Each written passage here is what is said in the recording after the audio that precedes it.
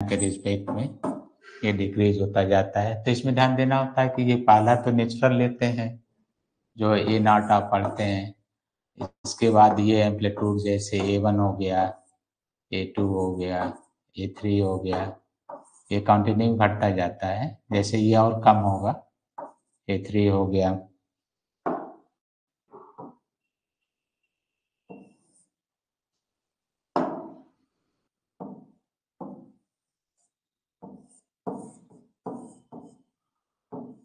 तो इस तरह से ये घटता जाता है। A3 हो गया, A4 हो गया, A5 हो गया, तो ऐसे डिक्रीजिंग ऑर्डर में रहता है।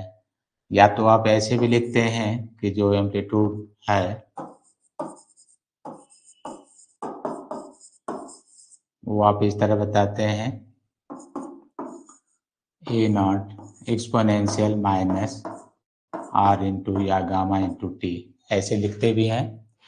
गामा कोई कोफिशिएंट है जिससे ये आयाम घटता है, चाहे तो इसको भी आप स्मॉल लिख सकते हैं, small a equal to a naught minus gamma into T, ऐसे घटता है। पूछा जाता है कि अवमंदन का कारण क्या है। अवमंदन का कारण, कॉज ऑफ डैम्पिंग, अवमंदन का कारण, तो आप बताते हैं कि अवमंदन का कारण क्या है। यहाँ पर कॉज ऑफ डैम्पिंग, तो आप लिखते हैं फ्रिक्शन,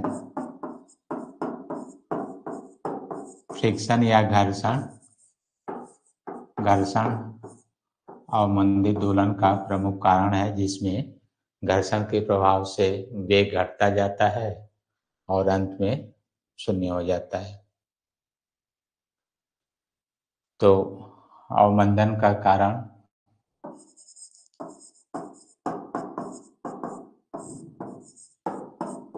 अब आप आगे ये देखते हैं अवमंदित दोलन का समीकरण क्या होता है। जैसे पूछा जाता है अवमंदित दोलन का समीकरण,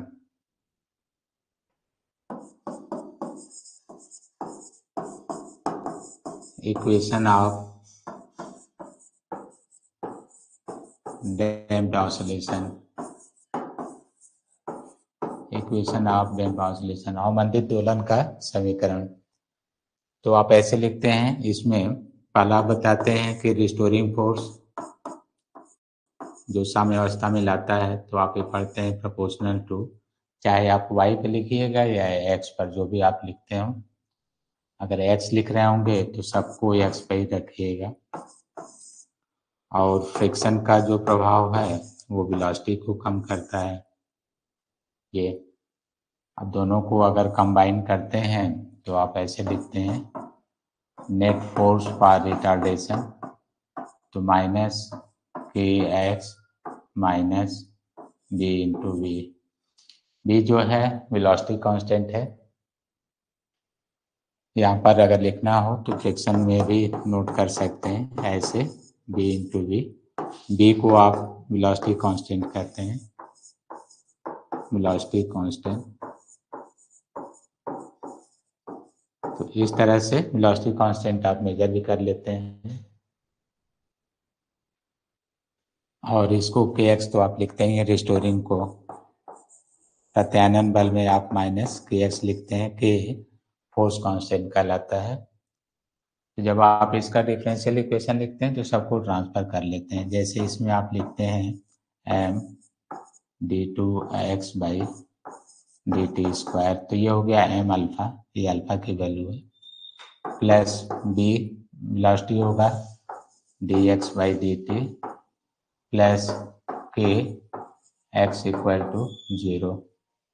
अब आप चाहें तो एम से यहाँ डिवाइड कर सकते हैं, यहाँ से डिवाइड करके, तो D two x by D T square plus B by M D x by D T plus K by M into X equal to 0। तो इस तरह से ये एक आपको अवमंदित दोलन का अवकल समीकरण प्राप्त हो जाता है, जो कि पूछा जाता है। इस पर क्वेश्चंस अच्छे बनते हैं, तो इस पर क्या क्या बनेंगे अब क्वेश्चंस देखा जाए कि प्रॉब्लम कैसे इस पर बनेंगे। पहला होगा कि इक्वेशन ऑफ डैम्प ऑसिलेशन या अवमंदित दोलन का समीकरण तो इसे जब आप ज्ञात करेंगे तो ये लिखना होगा जो यहाँ पर लिखा है। अब इसको थोड़ा सा और हम ब्रेक करके लिख दें, जैसे d2x by dt square plus इसको हम लोग 2 गामा लिखते हैं, ऐसे 2 गामा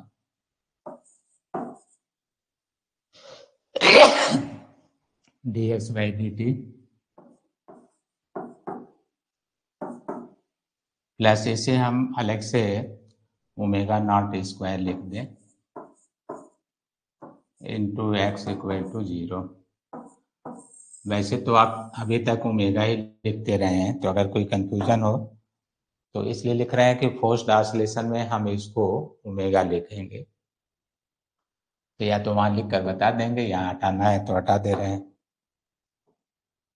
फिलहाल omega square x equal to 0। तो ये आपको अवमंदित दोलन का समीकरण तैयार रखना है, जहां पर ये हम अक्सर यूज करेंगे कि 2 gamma equal to b by m. तो हम ये गामा का मान अभी बता दे रहे हैं, लगातार यूज करेंगे बी बाई 2m। तो बी बाई 2m को हटाकर हम गामा यूज करेंगे। गामा या किसी प्रश्न में आर भी देता है, स्मॉल आर देता है, तो स्मॉल आर भी यूज कर सकते हैं। अब आपसे समीकरण के बाद प्रश्न क्या क्या पूछा गया है, अब वो आप देखिए। तो इसमें आवृत्ति है। अब जैसे डिस्प्लेसमेंट इक्वेशन पूछा है, पहले विस्थापन का समीकरण। तो displacement equation under the action of damp oscillation. पहला आपका डिस्प्लेसमेंट इक्वेशन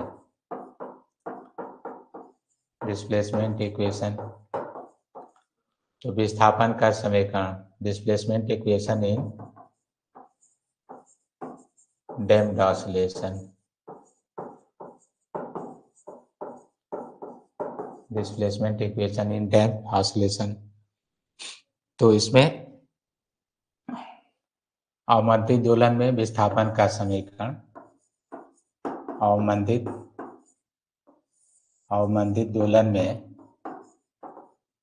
में विस्थापन का समीकरण,